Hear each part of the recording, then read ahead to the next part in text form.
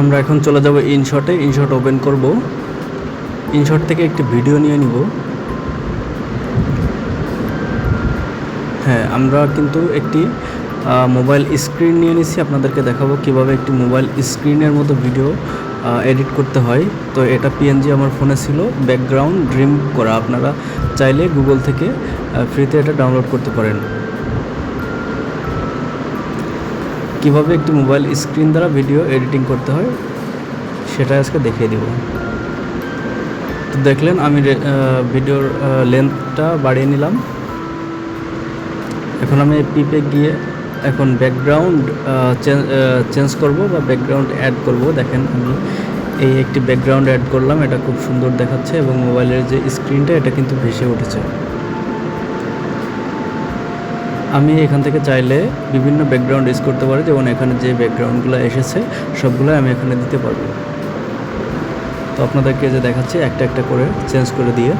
তো আমি এখানে যে গ্রেডিয়েন্ট যেটা আছে এটাই ভালো লাগছে, এটাই নিয়ে নেব। হ্যাঁ, সবগুলাই নিতে পারবো, যেটা খুশি। কালারটাও নিতে পারবো, লাল, নীল, সবুজ, হলুদ, কালো। তো আমি গ্রেডিয়েন্টটাই নিয়ে নিচ্ছি, এটা রেখে দিলাম।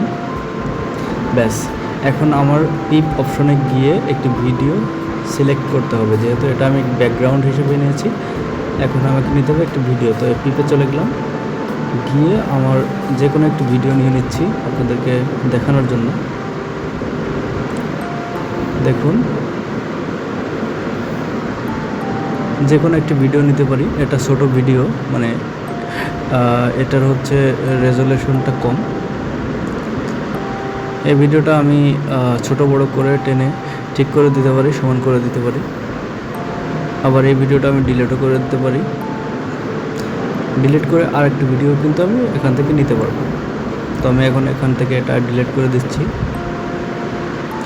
এখন আবার আমি পিপ অপশনে ক্লিক করে এই যে অন্য একটি ভিডিও নিয়ে নিচ্ছি। দেখুন, 16:9 একটি ভিডিও আমি নিয়ে নিচ্ছি।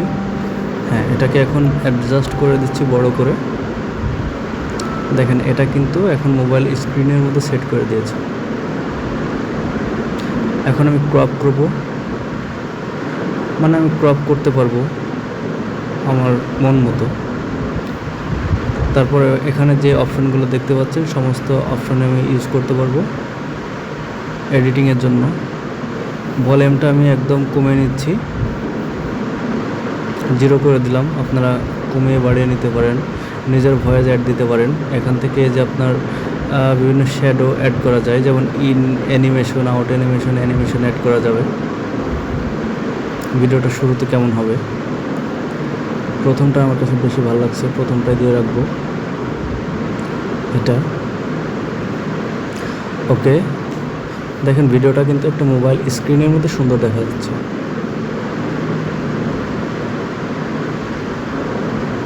এখন আমি এই ভিডিওর ডিউরেশন এখান থেকে কমিয়ে বাড়িয়ে নিতে পারি ইচ্ছে করলে, আবার ম্যানুয়ালিও কমিয়ে বাড়িয়ে নিতে পারি।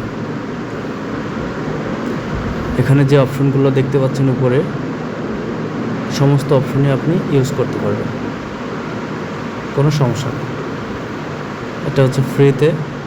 দেখেন একটা ইনশটের লোগো আছে, এই লোগোটা আমি এখন রিমুভ করতে চাইলে ফ্রি রিমুভ অপশনে ক্লিক করতে হবে। তাহলে একটা অ্যাড আসবে, অ্যাডটা আমি স্কিপ করেছি। অ্যাডের পরে এই যে এখন কিন্তু কোনো লোগো নেই, ইনশটের কোনো লোগো নেই। আমি এখন যেহেতু ইনশট দিয়ে এডিট করতেছি, তো এখান থেকে এক্সপোর্টে গিয়ে 1080 থাকবে, আর নিচে ফ্রেম রেট 50 করে দিবেন কমপক্ষে, তাহলে রেজলিউশন ভালো পাবেন। তারপরে এক্সপোর্ট দিলে আপনার ভিডিওটা কিন্তু এভাবে সেভ হয়ে যাবে। একটা অ্যাড শো করবে, ছোট্ট একটা অ্যাড। তারপর